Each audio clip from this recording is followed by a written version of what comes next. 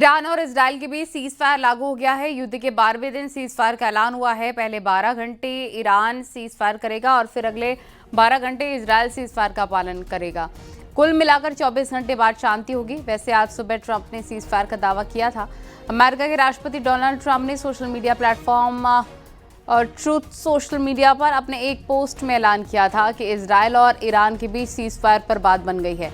Trump ने दोनों देशों से अपील की कि इस दौरान ये शांतिपूर्ण और सम्मानजनक रवैया बनाए रखेंगे।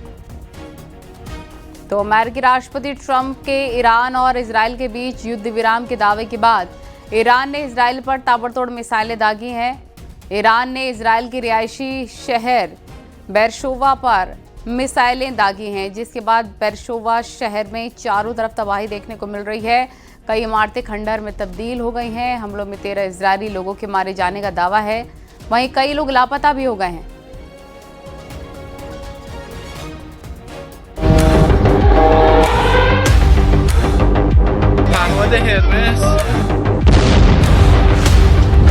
बारह दिन बाद युद्ध विराम।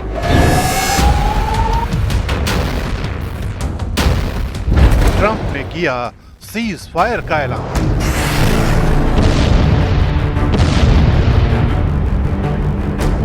पहले ईरान फिर इजराइल रुकेगा।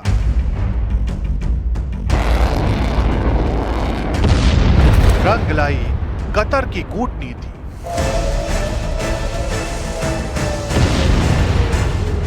चौबीस घंटे की शांति की परीक्षा।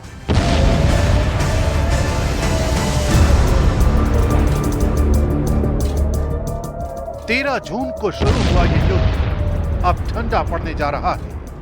ईरान और इजराइल के बीच 12 दिन की लड़ाई के बाद सीज फायर का ऐलान हुआ है और ये ऐलान किसी सरकारी प्रवक्ता ने नहीं बल्कि डोनाल्ड ट्रंप ने किया है। अपने social media platform truth social पर वो भी एक लंबी चौड़ी पोस्ट के जरिए डोनाल्ड ट्रंप ने अपने पोस्ट में लिखा, सभी को बधाई, 6 घंटे बाद दोनों देश अपना अंतिम सैन्य मिशन पूरा करेंगे और फिर 12 घंटे का युद्ध विराम शुरू होगा। ये एक 3 चरणों वाला सीज फायर मॉडल है। पहले ईरान शांत होगा, 12 घंटे बाद इजराइल और 24वें घंटे पर इस युद्ध को आधिकारिक रूप से समाप्त माना जाएगा। इस दौरान दोनों पक्षों को शांत, संयमित और सम्मानजनक व्यवहार बनाए रखने की अपील की गई है। अमेरिका के राष्ट्रपति डोनाल्ड ट्रंप ने यह भी कहा, 12 दिन के युद्ध को खत्म किया। यह युद्ध सालों तक चल सकता था और पूरे मध्य पूर्व को तबाह कर सकता था, लेकिन ऐसा नहीं हुआ और कभी नहीं होगा।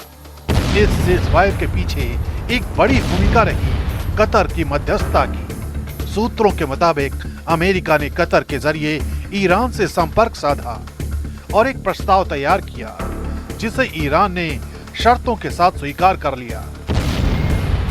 ट्रंप की घोषणा से ठीक पहले बेन्यामिन नेतन्याहू ने भी हामी भर दी, लेकिन एक शर्त पर, अगर ईरान हमला नहीं करेगा तो इजराइल भी शांत रहेगा।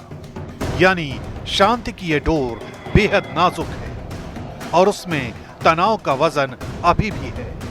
ये सीज फायर न सिर्फ 2 देशों के बीच बल्कि पूरे पश्चिम एशिया की स्थिरता के लिए एक टेस्ट है।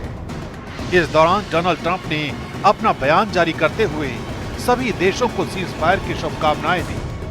फिलहाल अगले 24 घंटे बेहद नाजुक हैं। सीज फायर की प्रक्रिया शुरू हो चुकी है। पहले ईरान अपने ऑपरेशन रोकेगा, फिर 12 घंटे बाद इजराइल। इस दौरान कोई कार्रवाई नहीं होगी, न बॉर्डर पर, न मिसाइल सिस्टम में, न साइबर स्पेस में। अंतर्राष्ट्रीय एजेंसियां, खुफिया तंत्र और रक्षा विश्लेषक सभी इस पर नजर गड़ाए हुए हैं। लेकिन अगर यह सीज फायर बना रहा तो ये एक बड़ा कूटनीतिक ब्रेक थ्रू होगा और अगर टूटा तो हालात पहले से भी ज्यादा खतरनाक हो सकते हैं, क्योंकि 12 दिन में हजारों जिंदगियां तबाह हुई, तेल के दाम उछले, बाजार डगमगाए और पूरी दुनिया में दहशत का माहौल पसर गया।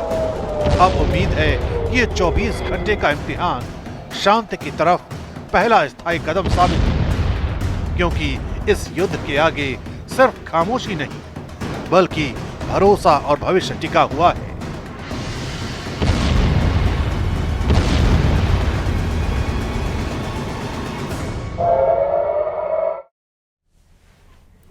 सीज़फायर के बाद ईरान ने इजराइल के बेरशेवा शहर पर मिसाइलें दागी हैं, जिसके बाद बेरशेवा शहर में कई जगह इमारतें तबाह हो गई हैं। 13 लोगों की मौत हो गई, कई लोग अब भी लापता बताए जा रहे हैं।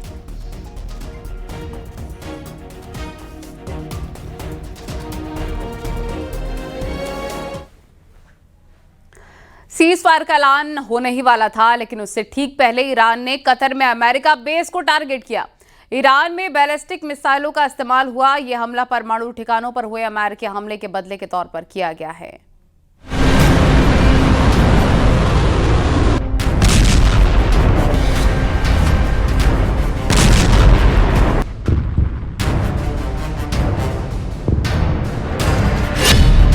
ईरान के निशाने पर आए अमेरिकी बेस।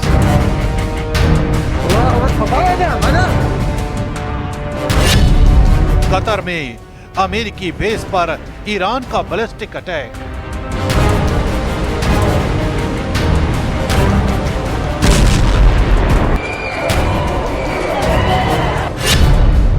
ईरान ने लिया परमाणु साइट पर हमलों का बदला।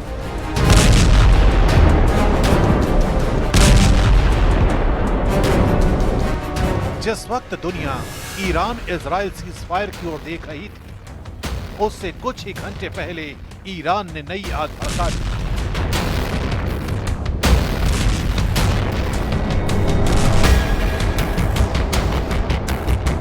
कतर और इराक में स्थित अमेरिकी बेस ईरानी मिसाइलों के सीधे निशाने पर आ गए।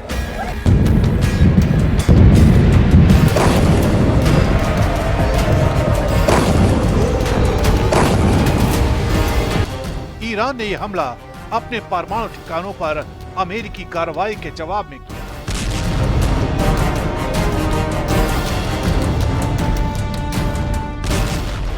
माना जा रहा है कि कम से कम 8 बैलिस्टिक मिसाइलें दागी गई, जिनमें से कुछ अल उदीद एयरबेस कतर और अंसार बेस इराक की ओर दागी गई। हालांकि अमेरिका ने पुष्टि की है कि इस हमले में कोई हताहत नहीं है। कतर में मौजूद अल उदीद एयरबेस पश्चिम एशिया में अमेरिका की सबसे अहम सैन्य मौजूदगी मानी जाती है। इस दौरान तेहरान की तरफ से दावा किया गया कि अमेरिका को सटीक और नियंत्रित जवाब दिया गया, ताकि सिर्फ सैन्य ठिकानों को निशाना बनाया जा सके, न कि आम नागरिकों को कोई नुकसान हो। यही वजह थी कि ईरान ने हमले से पहले कतर को राजनयिकों के जरिए इस हमले की जानकारी दी थी। बकौल ईरान इस दौरान अमेरिका से भी बैक चैनल्स के जरिए जानकारी साझा की गई, लेकिन कतर की तरफ से इन हमलों को संप्रभुता और अंतर्राष्ट्रीय नियमों का उल्लंघन बताया गया। ईरान का यह हमला कतर की संप्रभुता, हवाई क्षेत्र, अंतर्राष्ट्रीय कानूनों का खुला उल्लंघन है। हमारे एयर डिफेंस सिस्टम ने ईरान की मिसाइलों को पहले ही इंटरसेप्ट कर लिया था। इस तरह के सैन्य हमले मिडिल ईस्ट की शांति और स्थिरता को नुकसान पहुंचा सकते हैं।